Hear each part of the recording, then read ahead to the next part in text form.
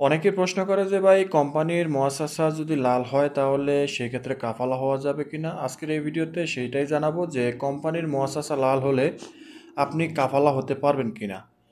তো সর্বপ্রথমে বলবো যে দেখেন, আহ, যখন থেকে সৌদি আরবে কফিল এবং কর্মীর সাথে কন্ট্যাক্টের যে একটা সিস্টেম, এই সিস্টেমটা যখন থেকে চালু করলো তার আগ মুহূর্ত পর্যন্ত কিন্তু কফিলের মুয়াসসাসা যদি লাল হতো তাহলে সেই ক্ষেত্রে বেশ কিছু ক্ষেত্রে এই কর্মী চাইলেই কিন্তু কাফালা হতে পারতো। তো কন্ট্রাক্টের সিস্টেমটা চালু হওয়ার পর থেকে অনেক কিছু আপগ্রেড হয়েছে। আর তখন থেকে কিন্তু অনেক সমস্যার সমাধানও হয়েছে, আবার অনেক সমস্যা সৃষ্টি হয়েছে। তো এখন বর্তমানে কোম্পানি বা কফিলের মুয়াসসাসা লাল হলে আপনি কাফালা হতে পারবেন কিনা। তো কাফালা হতে পারবেন, তবে আহ, কিছু কিছু ক্ষেত্রে আপনি কাফালা হতে পারবেন, কিছু কিছু ক্ষেত্রে আপনি কাফালা হতে পারবেন না।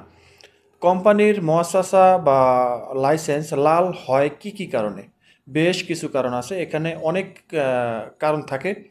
তো তার মধ্যে থেকে যেরকম মনে করেন যে কফিলের মরুরের কোনো মোকালাফা আছে, তারপরে তার বিরুদ্ধে কোনো মামলা আছে, যে কোনো ধরনের এই অপরাধের মামলা আছে, এবং লাইসেন্স সম্পর্কিত কোনো ধরনের যদি কোনো ভায়োলেশন থাকে, এবং লাইসেন্সে যদি কোনো রকম যেই ধরনের ভায়োলেশনগুলো থাকার কথা, যেমন লাইসেন্স রেনু না করা, সিজন তিজারে গোরফা তিজারে এগুলো রেনু না করা, সব সময় মানে সময় মতন আপডেট না করা, এবং কর্মীর ইকামা না বানানোর কারণে, ঠিক আছে, দেখা গেছে এক একটা কোম্পানির, আমার এখানেই আমার এই আমার কফিলেরই আত্মীয়, যেমন ওই মহাশাসাতে আপনার এই প্রায় 70 থেকে 80 জন লোক ছিল, এবং তার কর্মীদের এক একটা ইকামা 3 বছর, 2 বছর, 5 বছর ধরেও কিন্তু এই এক্সপায়ার হয়ে আছে, ইকামা বানাচ্ছে না।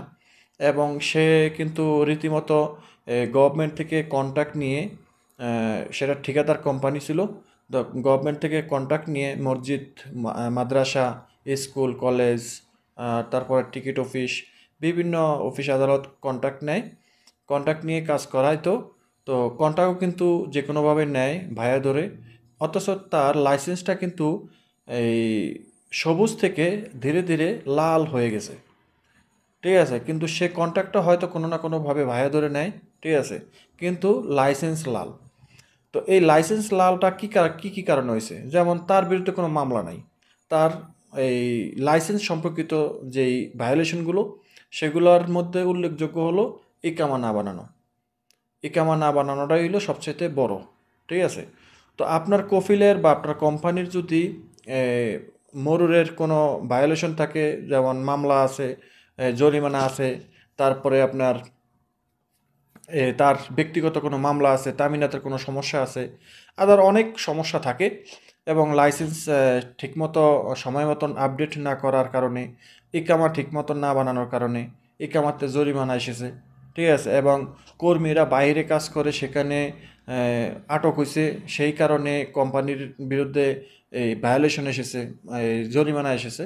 তো এর মধ্যে থেকে সবচাইতে বেশি সমস্যা হয় উল্লেখযোগ্য, এবং যে ভায়োলেশনগুলো সেগুলো হচ্ছে যে কর্মীর ইকামা না বানানো, এবং কর্মী বাইরে কাজ করছে, সেই ক্ষেত্রে কর্মী কোথাও ধরা গেছে, একে একে কয়েকটা কর্মী ধরা গেছে, ঠিক আছে। সেখানে কোম্পানিরে আপনার এই মোকালাফা দিয়ে রাখছে, জরিমানা দিয়ে রাখছে, ঠিক আছে। আরও অনেক ঝামেলা থাকে, অনেক সমস্যা থাকে, ঠিক আছে, এত সমস্যা আমাদেরও জানা নাই, এটা একমাত্র কফিলে জানে। তো এই ধরনের সমস্যাগুলো থাকলে আপনার কফিলের মুয়াসসাসা লাল হয়ে যাব, ঠিক আছে।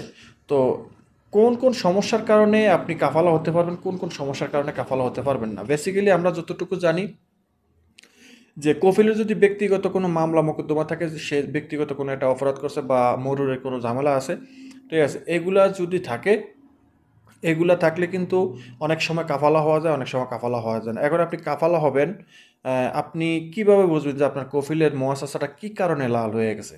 এখন আপনি জানেন যে কফিলের মুয়াসসাসাটা লাল হয়ে গেছে, কিন্তু আপনি এখন মনের আনন্দে আপনি কাফালা হতে যাবেন, কিন্তু কাফালা হতে গেলে যখন তলব দিবেন, তলবটা আপনি ওকে করতে পারবেন না, বা ওকে করাতে পারবেন না, তলব আপনার কফিলের কাছে চলে গেছে, অথচ তার মুয়াসসাসা লাল লাল থাকা অবস্থায় কিন্তু তার কাছে তলব গেছে, ঠিক আছে।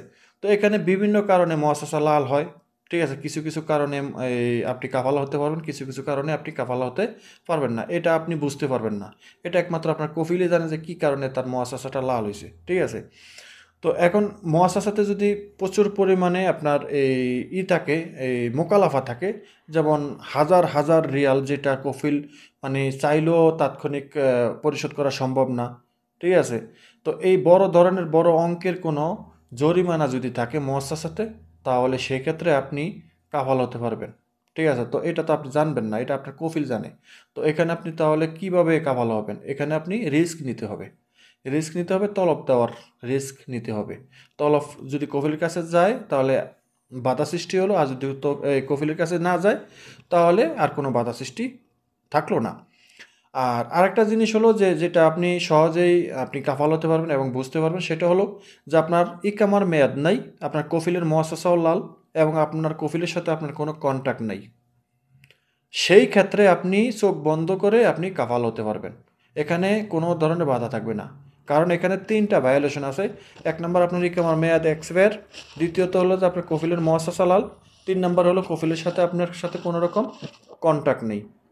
এই ৩টা ভায়োলেশন থাকলে আপনি চোখ বন্ধ করে কাফালা নিতে পারবেন, ঠিক আছে?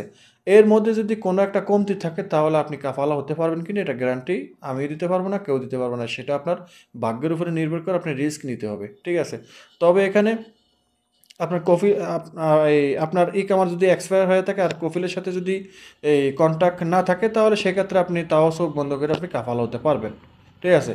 যদি মুআসাসা গ্রিনও থাকে, এতে কোনো বাধা হবে না, ঠিক আছে?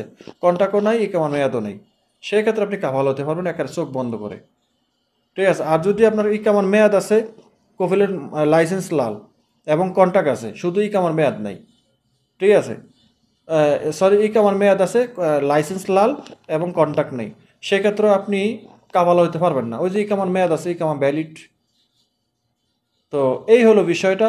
তো কাফালা হতে গেলে আপনারা অবশ্যই রিস্ক নিতে হবে এবং বুঝে শুনে কাফালা হতে হবে, অথবা কোনো একজন মুআক্কেব বা কোনো একটা মক্তব খেদামাতের সাহায্য নিয়ে এটা আপনি পরামর্শ নিয়ে কাফালা হতে হবে আগে, ঠিক আছে? আগে পরামর্শ নিতে হবে যে কফিলের মুআসাসাটা লাল।